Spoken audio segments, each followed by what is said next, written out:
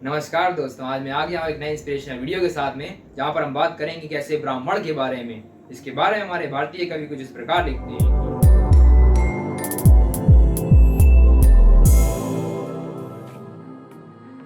कि रेणुका का पुत्र मैं, विष्णु का अवतार हूँ। 21 बार इस धरती को छत्रविहीन करने वाला मैं परशुराम हूँ।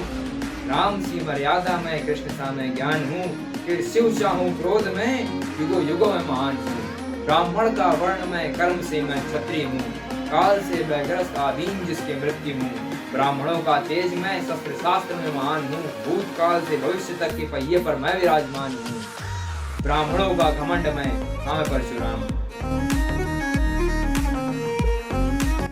तो आज इस परशुराम जयंती के अवसर पर हम जानते हैं उनके पास्ट के बारे में। तो परशुराम जी का पास्ट कुछ ऐसा है कि जब वह इस धरती पर आए तो उनका नाम राम था, मगर शिव जी की घोर तपस्या करने के बाद उन्हें जो अस्त्र प्राप्त हुआ, उसके बाद उनका नाम पूरे विश्व में परशुराम के नाम से विख्यात हुआ। और उस परशु की वजह से इस धरती को 21 बार वंशीय क्षत्रियों से विहीन रहना पड़ा।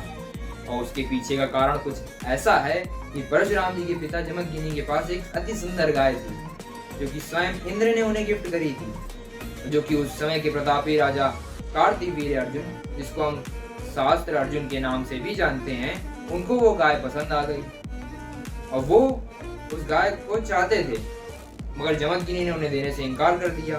तो वह उन्हें बलपूर्वक अपने महल में ले आए। तब जब ये बात परशुराम जी को पता चली तो वह वहां पे गए। तो कार्तिवीर्य अर्जुन ने कहा कि युद्ध करो और ले जाओ।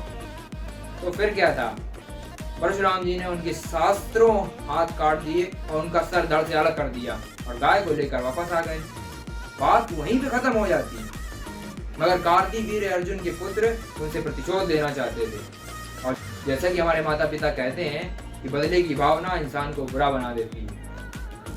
फिर क्या था, प्रतिशोध की भावना को लेकर कार्तिवीर्य अर्जुन के पुत्रों ने परशुराम जी की अनुपस्थिति में उनके पिता का वध कर दिया। और यह देखकर परशुराम जी की माता अग्नि में प्रवेश कर गई। तब जब परशुराम जी ने यह देखा, तब उन्होंने प्रण लिया कि जब तक वह हेहे वंशीय क्षत्रियों का नाश नहीं कर देते, तब तक वह रुकेंगे नहीं।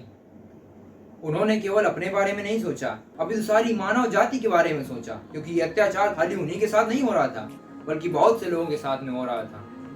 उन्होंने अपने दुख में भी विचार किया। उनकी दुख और पीड़ा वास्तविक थी, मगर उन्होंने उसे अवसर बना लिया, जो कि हमें महाभारत काल में कर्ण द्वारा की गई गलतियों में समझ आता है।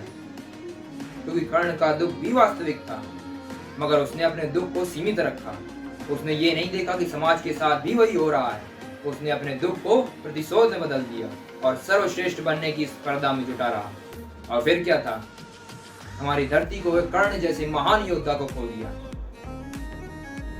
मानता हूं कि हर कोई कर्ण या परशुराम जैसा योद्धा नहीं होता, मगर हमारी जितनी क्षमता है उसके हिसाब से तो हम काम कर सकते हैं।